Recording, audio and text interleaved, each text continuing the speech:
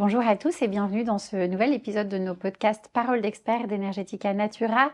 Aujourd'hui, nous allons aborder un sujet assez complexe. On va parler médicaments, on va parler du blockbuster, peut-être d'un des médicaments les plus vendus en ce moment, les analogues GLP-1. Qui mieux qu'un docteur en pharmacie pour évoquer ce sujet? C'est pour ça qu'on reçoit aujourd'hui le docteur Anne Lucas. Bonjour Anne, merci Bonjour. d'être avec nous. C'est toujours un plaisir d'être dans vos locaux. Donc je rappelle qu'Anne, donc docteur en pharmacie, est vraiment grande experte en santé métabolique. Donc c'est vraiment au carrefour de ces deux domaines de prédilection qu'on va parler des analogues GLP-1. Alors pourquoi avoir choisi de parler des analogues GLP-1, Anne? Justement, puisque comme tu l'as dit, aujourd'hui, cette grande classe pharmacologique est devenue un incontournable dans la prise en charge des troubles métaboliques. Et en tant qu'experte en micronutrition et spécialisée en troubles métaboliques, moi, ce sont des patients que je vois, des clients que je vois au quotidien, l'obésité, le syndrome métabolique, le diabète de type 2. Et aujourd'hui, on ne peut plus passer à côté de cette classe. Alors, le but n'est pas de donner un avis subjectif sur est-ce que c'est bien ou pas bien d'utiliser les analogues GLP-1, mais d'essayer de bien revisiter toute la pharmacologie qu'il y a autour de cette grande classe pharmacologique, d'en comprendre les mécanismes d'action, les effets indésirables, pour pouvoir par la suite, au moment de la prescription, au moment de la délivrance, ou même pour les thérapeutes qui reçoivent des patients qui sont déjà sous analogue GLP-1, pouvoir recommander les meilleurs protocoles associés pour limiter les effets indésirables de cette grande classe qui, encore une fois, est devenue un incontournable. On ne peut plus passer à côté, donc il faut bien s'informer à leur sujet.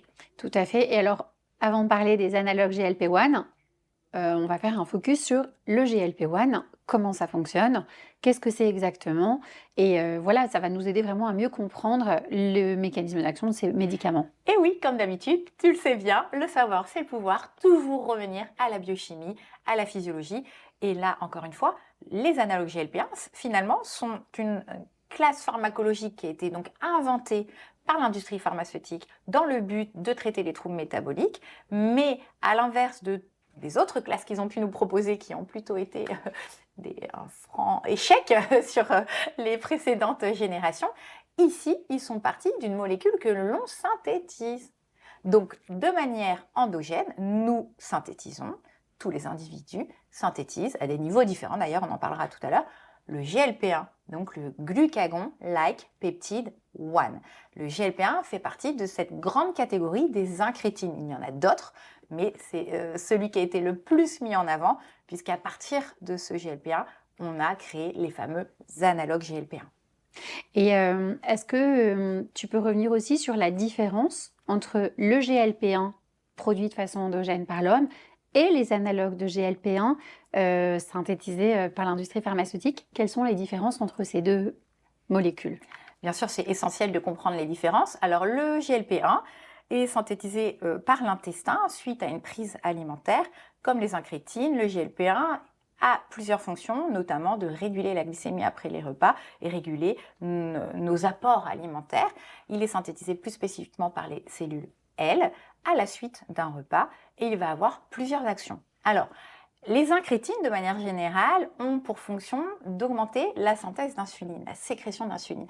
Et c'est souvent là qu'on se demande, mais comment est-ce qu'une molécule qui augmente la sécrétion d'insuline peut nous aider à réverser un trouble métabolique? Et ça peut paraître un petit peu contradictoire. Alors, il faut savoir que in vitro et chez l'animal, effectivement, le GLP-1 augmente la sécrétion d'insuline, mais chez l'homme, il semblerait que ce ne soit pas le cas et que le GLP-1, l'action principale du GLP-1, soit vraiment due à son action inhibitrice du glucagon.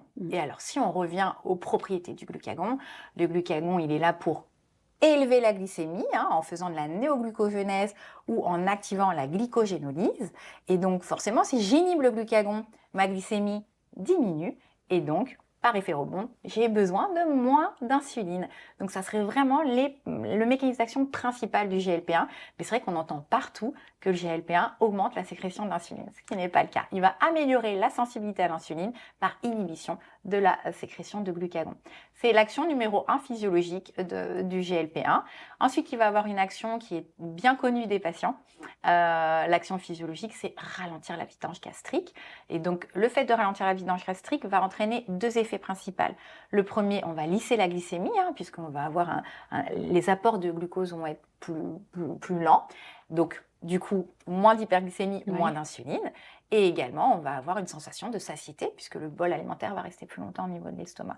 Donc, c'est intéressant parce qu'on va agir sur finalement 2 grands axes dans la problématique métabolique, à la fois l'insuline et les calories, moins de calories ingérées. Troisième action du GLP-1 physiologique, une action centrale au niveau de l'hypothalamus, il va directement entraîner une satiété plus importante. Donc, il faut se rappeler que je parle d'action physiologique et ce qui est important de comprendre, c'est que quand on synthétise le GLP-1 en postprandial, on le synthétise à des doses picomolaires. Oui. Donc ce sont des toutes petites doses, c'est un point essentiel à retenir. Et le deuxième point, c'est que nous ne nous sommes pas faits physiologiquement pour avoir des doses déjà importantes de GLP-1, mais en plus de manière prolongée. Donc on a une enzyme, on est quand même bien fait. Non, il faut toujours revenir à la physiologie. Si cette enzyme existe, c'est qu'on en a besoin. Cette enzyme s'appelle la DPP4, la dipeptidylpeptidase 4. Et quel est son rôle? Elle dégrade le GLP-1. Donc la demi-vie du GLP-1 est très courte, 1-2 minutes. Donc si on résume la physiologie, je mange des aliments, on va dire un ensemble de macronutriments. Une assiette complète. Je vais avoir une sécrétion de GLP-1 en réponse. On verra qu'elle est différente en fonction de comment j'ai ventilé mes macronutriments. Ce GLP-1 va jouer son rôle. Je ralentis un petit peu la vidange gastrique, j'apporte les signaux de satiété, j'inhibe le glucagon. Tout est fait pour que mon comportement alimentaire se passe comme il faut. Et très vite, il est dégradé par la DPP4. Donc ça, c'est la physiologie. La pharmacologie. Et là, on est dans un autre univers. On arrive dans l'univers de l'industrie pharmaceutique. Et que se passe-t-il? On a modifié la séquence d'acides aminés, parce que je vous rappelle que ce sont des hormones peptidiques. C'est pour ça d'ailleurs que ce sont des versions injectables. Pour pouvoir avoir l'efficacité de ces traitements, il faut impérativement que ce soit... Bon, il y a quelques versions orales, mais qui sont beaucoup moins efficaces. Parce que justement, ce sont des hormones polypeptidiques qui sont dégradées. Donc, on a modifié la structure de cette séquence d'acides aminés de fait qu'elle n'est plus reconnue par la DPP4. Donc, le GLP-1 endogène a une demi-vie de quelques minutes à peine, alors que l'analogue GLP-1 a une demi-vie de plusieurs jours. C'est pour cela que, au niveau des posologies, on a eu sur les premières formes des posologies biquotidiennes ou quotidiennes, mais aujourd'hui, le plus connu, le sémaglutide, on est sur une posologie avec une injection hebdomadaire, parce qu'on a réussi à inhiber cet effet de la DPP4, et donc la demi-vie est beaucoup plus longue. Mais on se retrouve donc avec des doses, en termes de quantité, on n'est plus sur des picomoles, on est sur des milligrammes. Je vous rappelle, le sémaglutide, que ce soit pour l'indication diabète de type 2 ou pour l'indication obésité, on est jusqu'à 2,4 mg. Et en plus, une injection par semaine, donc ça veut dire qu'on a des milligrammes de GLP-1 en continu, du matin au soir, 7 jours sur 7, dans le sang.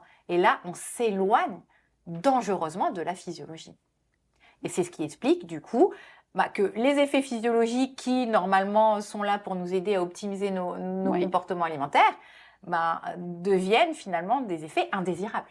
C'est vraiment la difficulté et toute la subtilité aussi du maniement optimal de ces médicaments, puisqu'on voit bien toute la différence avec la physiologie. Alors, quand on parle incrétine, on pense GLP-1, mais pas que.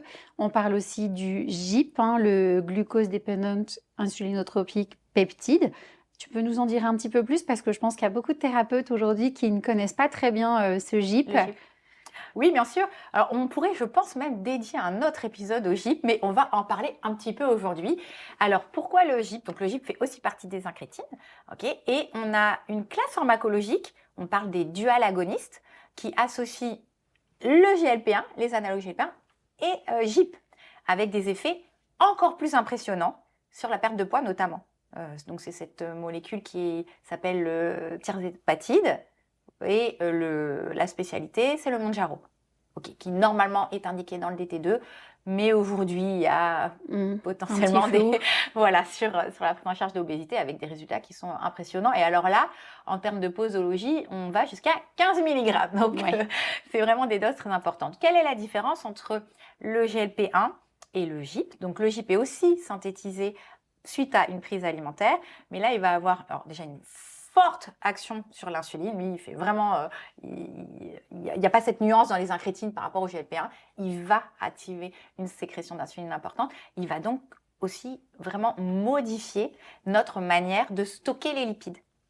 Donc, vous savez, il y a plusieurs façons de développer notre tissu adipeux. On peut faire de l'hyperplasie ou de l'hypertrophie adipocytaire. Et c'est vrai qu'il est préférable de faire de l'hyperplasie. Ça peut paraître contre-intuitif, mais il vaut mieux avoir plusieurs petits adipocytes. Donc, la différenciation des présadipocytes en adipocytes que avoir des gros adipocytes très hypertrophiés parce que là, ce sont de véritables bombes inflammatoires. Et donc, le GIP permet de rendre au tissu adipeux sa capacité à stocker un peu de triglycérides de manière plus physiologique. Donc, on a plus de petits adipocytes, on est moins inflammatoire. Si on est moins inflammatoire, on a une action sur l'insuline. Donc, effectivement, ça, sur le papier, ça semble très intéressant. Mais attention, l'effet rebond à l'arrêt des traitements, c'est souvent la catastrophe parce qu'on se retrouve avec plus. Certes, ils sont plus petits, mais on en a plus. Et si la personne se remet à manger comme avant, c'est la catastrophe. Oui, c'est l'effet rebond dont on va reparler tout à l'heure. Alors concrètement, pour les thérapeutes qui nous écoutent, est-ce que tu pourrais revenir un petit peu sur les différents schémas de posologie et les différents médicaments qu'ils vont rencontrer dans leur pratique, puisque ça arrive souvent, ça, d'avoir un patient-client qui arrive chez un micronutritionniste, naturopathe, médecin fonctionnel, et bon voilà, il y a besoin de clarifier ça. Quelles vont être les prescriptions? Alors aujourd'hui, je pense qu'on peut se centrer sur la molécule la plus vendue, le sémaglutide. Donc il faut vraiment savoir que dans les analogues GLP-1, on va avoir ceux qui ont une indication diabète de type 2 et ceux qui ont une indication obésité. Mais quand vous allez regarder le principe, la molécule active, c'est la même. C'est juste que les dosages sont contre-intuitivement plus élevés dans l'obésité. Donc, c'est-à-dire que, par exemple, si on prend le sémaglutide, on va avoir l'Ozempic pour le diabétique de type 2 et on va avoir le Wegovy pour l'indication obésité. Et ça va se jouer donc sur quelques milligrammes de plus sur la version obésité.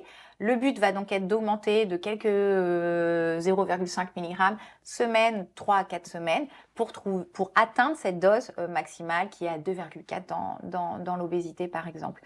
Bon, il y a quand même aujourd'hui beaucoup de scientifiques qui critiquent ces schémas de titration et qui essayent d'orienter les prescripteurs vers trouver justement la dose minimale efficace pour finalement bénéficier de cette limitation de ce qu'on appelle le food noise, pour limiter le craving, les compulsions alimentaires, mais sans arriver aux effets indésirables qui sont tels que la personne n'a plus envie de manger et qu'on se retrouve dans un mode où les prises alimentaires deviennent très compliquées. Donc ça, tout le monde, c'est un sujet qui est vraiment débattu. Est-ce qu'il faut monter à la dose, respecter le schéma de titration, augmenter les posologies pour atteindre cette dose, notamment donc pour le Wegovy à 2,4, ou est-ce qu'au contraire, il faut que le patient s'écoute et se rende compte des effets indésirables pour réussir juste à gérer ce problème on pourrait dire d'hyperphagie, d'alimentation émotionnelle, mais de pouvoir quand même continuer à s'alimenter. Bien sûr. Oui, c'est vrai qu'on entend beaucoup parler de cette problématique de la relation à l'alimentation qui se dégrade en fait pour les patients qui sont sous analogue GLP-1. Alors justement, on a parlé tout à l'heure de l'action du GLP-1 et le mécanisme d'action, les actions pharmacologiques plus précisément des analogues GLP-1. Est-ce que tu peux revenir un petit peu sur le parallèle entre les deux? Oui, bien sûr. Donc, pour les analogues GLP-1, vous avez compris, ils sont présents à des quantités milligrammes au lieu de picomoles en synthèse, et en plus ils ne sont pas dégradés, donc la demi-vie est beaucoup plus longue. Donc finalement, on va avoir des effets qui sont décuplés.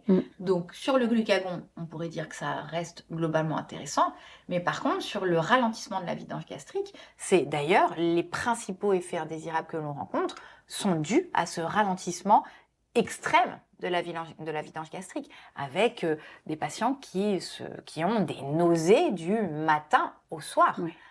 Pouvant aller jusqu'au vomissement. problématique de gastroparésie, cet inconfort qui fait qu'ils n'arrivent plus à s'alimenter. Donc on n'est plus du tout dans quelque chose de physiologique. Non. Donc ça, c'est vraiment un des effets indésirables qu'on rencontre les plus fréquemment. Et le second effet indésirable que l'on va rencontrer très fréquemment et qui est extrêmement problématique parce qu'il est vraiment contre-productif. C'est-à-dire que un sujet qui est sous analogue GLP-1, du fait de ces effets indésirables digestifs, va se sous-alimenter. On va se retrouver dans des régimes hypocaloriques, hypocaloriques, on pourrait dire. Et donc, on va avoir dans la perte de poids je ne reviens pas sur l'efficacité des analogues GLP-1. On ne peut pas dire qu'ils ne sont pas efficaces. La perte de poids est impressionnante, comparable à celle d'une chirurgie bariatrique. On a, dans certaines études, jusqu'à 20% de perte de poids, ce qui est énorme. Ça n'a jamais été, on n'a jamais obtenu de telles pertes de poids avec d'autres classes pharmacologiques.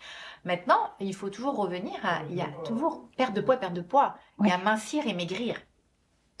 Et quand vous êtes sous analogue GLP-1, dans cette perte de 20% du poids qui est énorme, on ne reviendra pas là-dessus, oui, c'est impressionnant, 40% de la perte de poids, mais pas du tissu adipeux.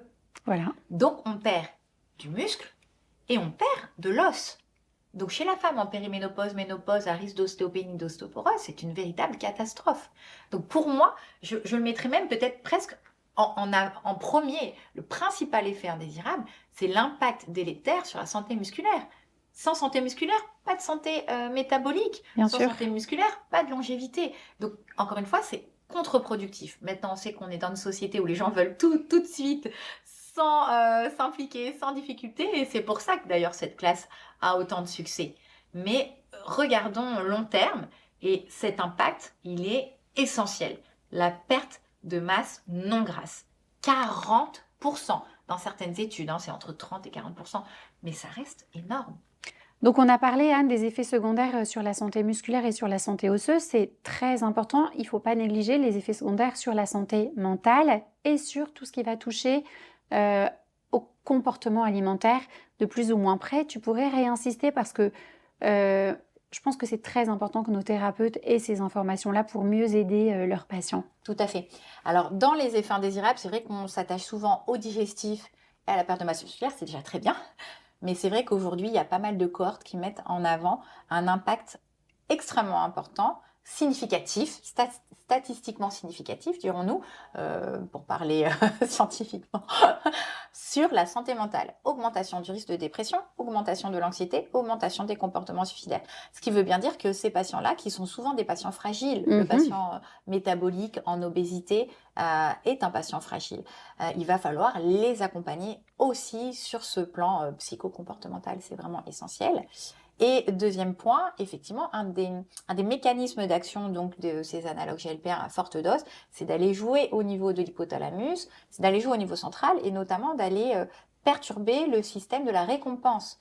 Et souvent, ces patients se retrouvent avec ce qu'on appelle une anédonie, incapacité à prendre du plaisir pour des choses pour lesquelles je prenais du plaisir. Alors, sur l'alimentation, ça va servir le comportement alimentaire parce que du coup, il n'y aura plus ce plaisir à manger, donc il y aura moins de crises, on pourrait dire hyperphagiques, mais il semblerait que du coup, cet impact sur ce système également va impacter tous les autres comportements. Je prends moins de plaisir à tout, finalement, pas qu'au comportement alimentaire. Donc c'est vrai, je le dis, à chaque fois que j'interviens en santé métabolique, le surpoids, l'obésité, ce sont des pathologies multifactorielles qui impliquent des blocages métaboliques, mais aussi des blocages psychologiques.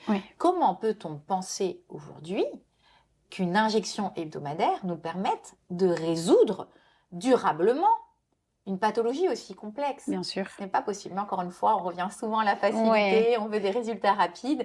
Et c'est vrai qu'on ne peut pas retirer cette efficacité aux analogues GLP-1. Mais voyons long terme. Et justement, l'intérêt d'une prise en charge en santé fonctionnelle intégrative, ça va être justement de mettre en place des outils adaptés, efficaces sur cette facette plutôt neuro et mentale. Qui est une des limites à l'utilisation des analogues GLP-1. D'autant plus que donc le fait qu'on ait cette diminution du food noise, du craving sur les premiers mois, les premières années, il y a des études qui montrent aujourd'hui qu'on a une diminution de cet effet au bout de 2 ans. C'est-à-dire que les patients qui sont sous analogue GLP-1, qui avaient un impact sur ce craving, voient ces comportements alimentaires inadaptés réapparaître au bout de 2 ans. Et qu'en plus, au-delà de ça, on sait aujourd'hui que plus de 50% des patients sous analogue GLP-1 arrêtent leur traitement au bout d'1 an.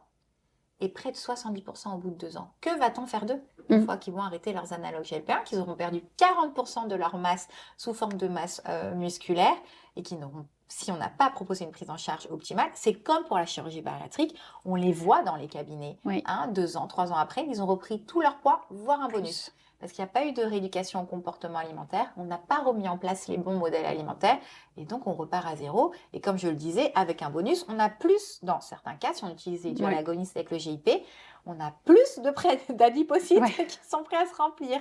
Donc c'est vrai qu'il faut tenir compte de... C'est quand même 7 personnes sur 10 qui arrêtent leur traitement au bout de 2 ans. Oui, c'est énorme. C'est énorme. Alors, soit pour des raisons financières, soit parce qu'ils en ont marre des effets indésirables, d'avoir la nausée du matin au soir, soit parce qu'ils se rendent compte qu'aux doses qu'ils prennent actuellement, ils n'ont plus les mêmes effets. Donc, effectivement, l'envie de manger sucré revient. On peut aussi rencontrer des patients qui auront atteint leur objectif poids et qui pensent que tout est fait. Or, on sait bien que toute cette prise en charge, elle doit vraiment s'accompagner durablement. C'est aussi le métier des thérapeutes d'inscrire ça dans la durée. Et c'est ce qu'il faut expliquer aux patients. Je pense que le surpoids et l'obésité, il faut vraiment considérer que ce sont des maladies chroniques et que donc la prise en charge, elle s'inscrit... Surtout, on n'a pas tous les mêmes prédispositions à développer un surpoids, une obésité, un diabète de type 2. Et malheureusement, ceux qui ont ces prédispositions, c'est chaque jour, on va devoir travailler à faire reculer ces troubles métaboliques et donc s'enchaîner à une injection hebdomadaire avec autant d'effets indésirables. C'est peut-être envisageable sur quelques mois pour aider justement à réinstaurer des comportements alimentaires parce qu'on aura pu ce food noise et ça sera plus facile de remettre en place les bonnes habitudes. Mais sur plusieurs années, ça ne me semble pas raisonnable. Oui, tout à fait. Et complètement en lien avec ce que tu viens de dire, est-ce qu'il existe des moyens de réduire les effets secondaires, les effets indésirables de ces analogues GLP-1? Alors oui, bien sûr. Alors, je parlais essentiellement de celui sur la perte de masse musculaire. Il est évident que dès lors que l'on sait qu'un individu est sous analogue GLP-1, il va falloir impérativement prioriser les protéines dans l'assiette. Et comme la personne n'a pas faim, c'est là la difficulté. Et donc vraiment de dire à chaque fois que vous mangez, la priorité c'est de consommer vos protéines. Essayez d'atteindre 20 à 30 grammes de protéines à chaque repas. Mais ce qui est vraiment un challenge quand on est sous plusieurs milligrammes d'analogue GLP-1 parce qu'on n'a pas faim et qui n'ont pas forcément envie de manger ces protéines, notamment des protéines animales de bonne qualité. Mais je dirais que c'est la priorité et d'associer à ça l'activité physique de résistance, encore une fois, on en avait déjà parlé dans un autre podcast, activer mTOR, la voie mTOR, mTOR Quad, pour essayer de lutter contre cette perte de masse musculaire. Ce sont nos 2 outils. Prioriser les protéines dans l'assiette, faire de l'exercice physique de résistance et on arrivera, je dis bien, à limiter les effets indésirables. L'importance du maintien quand même d'une alimentation santé, équilibrée est déterminante dans le succès que ces patients vont rencontrer. Est-ce qu'en fonction du profil du patient, d'une part, est-il obèse, est-il diabétique de type 2, et en fonction de son alimentation aussi, qu'est-ce qu'il va mettre dans son assiette? Est-ce qu'on observe des différences, des différences de résultats, d'efficacité? Alors ça, c'est extrêmement intéressant. Il y a des études qui ont été conduites chez le sujet sain et chez le sujet obèse. Et chez le sujet sain, ce qu'il faut savoir, c'est qu'en fonction de la catégorie de macronutriments qu'on va consommer, on n'aura pas le même impact sur notre synthèse endogène de GLP-1. Revenons toujours à la physiologie. On souhaite optimiser nos propres capacités à produire du GLP-1. Alors, sachez que les lipides sont la catégorie de macronutriments qui permettent la plus importante sécrétion de GLP-1, suivie par les protéines et les glucides ont une très faible capacité à nous permettre de synthétiser du GLP-1 chez le sujet sain. Si je détaille encore plus, dans les lipides, il y a également des études qui ont été faites pour différencier l'impact des différentes catégories de lipides sur la sécrétion de GLP-1. Et ce sont les acides gras saturés qui arrivent en priorité, qui ont cette meilleure capacité à entraîner une sécrétion de GLP-1. J'insiste là-dessus parce qu'on a tellement diabolisé les acides gras saturés qu'on voit encore aujourd'hui un intérêt des acides gras saturés en santé métabolique. Ce sont ceux qui permettent la meilleure synthèse endogène de GLP-1. Maintenant, chez le sujet obèse, le sujet métabolique, les études ont été conduites et ont démontré qu'il n'y avait pas chez les sujets obèses de perturbation de la sécrétion de GLP-1 quand on consomme des protéines et des lipides. Donc la sécrétion arrive au même niveau qu'un sujet D'accord. non obèse. Par contre, on a une diminution extrêmement importante de la sécrétion de GLP-1 lorsque le sujet obèse consomme des glucides, en sachant que le sujet sain ne sécrète déjà pas Pas beaucoup beaucoup de de GLP-1. GLP-1 suite Ouais. à la consommation de glucides, ben là, la sécrétion est encore plus diminuée. Et ça nous explique un petit peu les comportements de nos patients Ouais. obèses. Et là, encore une fois, j'insiste, aujourd'hui, j'en profite, arrêtons d'incriminer la motivation de nos sujets métaboliques. Ce n'est pas parce qu'ils manquent de motivation qu'ils n'arrivent Ouais. pas à tenir les modèles, c'est parce que C'est physiologique, c'est même physiopathologique. physiopathologique. Exactement. Un sujet obèse, lorsqu'il va consommer une pizza, quand il va consommer un plat de pâtes, sa sécrétion endogène de GLP-1 va être minime. Ce qui fait que lui, contrairement peut-être à toi, Catherine, tu vas pas finir ton assiette, tu vas dire, ça y est, j'ai les signaux GLP-1 qui me disent, je suis en satiété, je m'arrête, je repousse l'assiette. Il finira son assiette, peut-être qu'il reprendra une deuxième assiette, Ouais. et peut-être que lui, dans 3 heures, il aura de nouveau faim. Tout simplement parce qu'il n'a pas cette synthèse endogène de GLP-1 qui est suffisante. Donc, ce qui nous amène à des recommandations, je pense que c'est la question sans doute que tu vas me poser. Oui. Justement, sur comment aussi en pratique pouvoir guider ses patients. Au niveau alimentaire. Et oui, alors déjà chez le sujet sain qui souhaite optimiser naturellement pour pouvoir bénéficier des propriétés physiologiques du GLP-1, effectivement, les lipides et les protéines doivent retrouver leur place dans l'assiette et limiter les glucides. Et donc forcément, chez nos sujets obèses, si on veut optimiser leur synthèse endogène, que ce soit peut-être pour retarder la prise d'analogue GLP-1, pour ceux qui hésitent encore, voilà, pourquoi pas, ou ceux qui souhaitent diminuer les posologies ou se sevrer, proposer un modèle alimentaire qui va être riche en protéines. Et je vous rappelle, il ne suffit pas de respecter la RDA et les 0,8 grammes par kilogramme et par jour. C'est pas comme ça que vous allez optimiser la GLP-1 et la santé musculaire et mTOR. Ça va être 1,5 g, 1,8 g, 2 grammes, 2 grammes 2. Il y a des études sur 2 grammes 5, sans aucun effet délétère sur la fonction rénale. Donc remettre les protéines de qualité au centre de l'assiette avec des apports au moins, je dirais, de 1,2, 1,5, adaptant en fonction du niveau de l'activité physique. Et puis remettre des lipides. Parce que ces lipides, et notamment les acides gras saturés, les monoinsaturés aussi, permettent d'améliorer la synthèse de GLP-1, beaucoup plus que les polyinsaturés, il faut le savoir. Beaucoup plus. Les polyinsaturés en C18, pas les longues chaînes EPA-DHA, ça je n'ai pas de données exactes, mais c'est vraiment le précurseur d'acide linoléique. Donc remettre des lipides dans l'assiette, prioriser les protéines dans l'assiette, et les glucides, on va éviter non pas parce qu'ils vont interférer sur la production de GLP-1, mais parce qu'ils vont pas permettre de synthèse de GLP-1, mais qu'on connaît tous les impacts sur l'insuline qui est déjà très haute chez ces sujets métaboliques. Et alors, ça nous mène directement à une autre question, parce qu'on sait qu'aujourd'hui, il y a quand même une problématique de détournement d'usage parfois des analogues GLP-1. Et certains patients, j'imagine, peuvent hésiter, avoir peur et voudraient, avant de commencer les injections d'analogues, essayer d'autres choses. Qu'est-ce qu'on peut leur proposer? Quels sont les nutriments qui ont fait leur preuve pour essayer d'optimiser la synthèse endogène de GLP-1 pour peut-être retarder ou ne pas avoir besoin de ces analogues dont on a vu quand même qu'ils étaient à manipuler avec beaucoup de précautions. Tout à fait. Alors, numéro 1, on commence par l'assiette. Donc on a bien compris, un modèle alimentaire qui va être hypoglucidique. Encore une fois, je ne diabolise pas les glucides, à adapter en fonction de très nombreux critères, mais globalement un modèle alimentaire contrôlé en glucides, on va dire, adapté à chaque personne, riche en protéines, riche en lipides. En faisant ça déjà, on va optimiser la synthèse endogène de GLP-1. Et ensuite, il y a eu quelques travaux. Bon, moi, j'écoute mon maître en santé métabolique, le professeur Benjamin Bikman. Dans son propre labo, ils ont fait quelques études, d'ores et déjà, sur 2 principes actifs, notamment sur le yerba maté, dans lequel il y aurait donc de l'acide ferulique. Et donc, ce qui est très intéressant, c'est qu'on voit ici, vous voyez, comme on est à 360 degrés, c'est pas l'acide ferulique en tant que tel qui va avoir un impact sur la sécrétion de GLP-1, mais son métabolite microbien.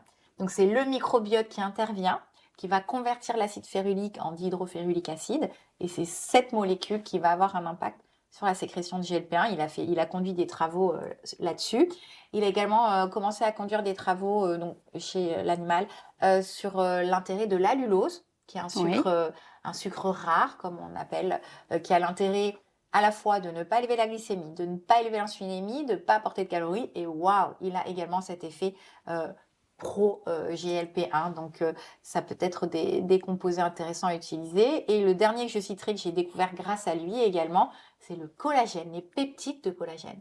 Donc, il y a effectivement un intérêt. Donc, vous connaissez glycine, proline, hydroxyproline, aurait un intérêt au-delà de la santé cutanée, osto-articulaire, dans la sécrétion de GLP-1. Donc, extrêmement intéressant. C'est très prometteur. Oui, extrêmement prometteur. Et un dernier élément sur lequel j'aimerais avoir ton avis, Anne, on a vu qu'un des principaux effets secondaires de la prise d'analogue GLP-1, c'était une perte de la masse musculaire. Qu'est-ce que tu penses de l'administration concomitante de créatine chez les patients qui sont sous analogue GLP-1 ? Est-ce que pour toi, ça fait sens d'un point de vue micronutritionnel et fonctionnel ? Alors, écoutez, moi, aujourd'hui, la créatine, de toute façon, fait partie de tous mes protocoles. Donc, j'ai envie de vous dire encore plus chez le sujet qui a risque de perdre de la masse musculaire. Maintenant, la créatine seule, dans ce contexte, ne serait pas suffisante, bien entendu. On a dit apport de protéines, activité physique de résistance, mais bien entendu qu'apporter 5 grammes de créatine en plus, ça sera intéressant parce qu'on va augmenter la quantité de muscle, la qualité, la fonctionnalité. Donc, on va pouvoir, à la salle de sport, soulever plus lourd, augmenter ses charges, et donc forcément optimiser notre santé musculaire globalement. Donc ça peut être une excellente idée. Et la créatine, elle sera aussi intéressante pour optimiser les fonctions cognitives. Et on a vu qu'il y avait un petit risque quand même de dégradation, détérioration de la santé mentale pour les patients sous analogue. Donc c'est vrai que ça peut être un petit nutriment supplémentaire dans l'accompagnement de ces patients. Merci beaucoup, Anne. Alors, pour conclure ce podcast, voilà, 3 choses que nos thérapeutes doivent retenir sur l'accompagnement des patients sous analogue GLP-1. Numéro 1, essayez à tout prix de préserver la masse musculaire de ces patients. C'est un enjeu central. Donc, protéines dans l'assiette, activité physique de résistance et les compléments alimentaires qui vont bien. Donc, pourquoi pas la créatine. Numéro 2, adaptez le modèle alimentaire. Faites en sorte de commencer à travailler à rééduquer votre patient qui ne s'appuie pas uniquement sur son injection hebdomadaire. Donc un modèle alimentaire hypoglucidique, hyperlipidique et optimisé en protéines. Je retiendrai ces 2 éléments principalement. Et puis, alors si vous êtes médecin, je m'adresse essentiellement aux médecins, je pense qu'il est important que vous trouviez la dose minimale efficace, que vous discutiez avec vos patients des effets que vous recherchez et de ne pas pousser trop loin ces effets indésirables. Donc d'essayer de trouver la dose minimale qui permette de diminuer ce food noise pour vous permettre justement de plus facilement modifier le comportement alimentaire, mais de ne pas aller jusqu'aux états extrêmes de nausées et de vomissements qui empêchent le patient de se nourrir et qui se retrouve donc dénutri. Merci beaucoup, Anne. Merci. Merci beaucoup pour toutes ces informations passionnantes sur un sujet résolument d'actualité. Merci à tous pour votre écoute et rendez-vous dans un prochain épisode de nos podcasts Paroles d'experts d'Energetica Natura. À bientôt.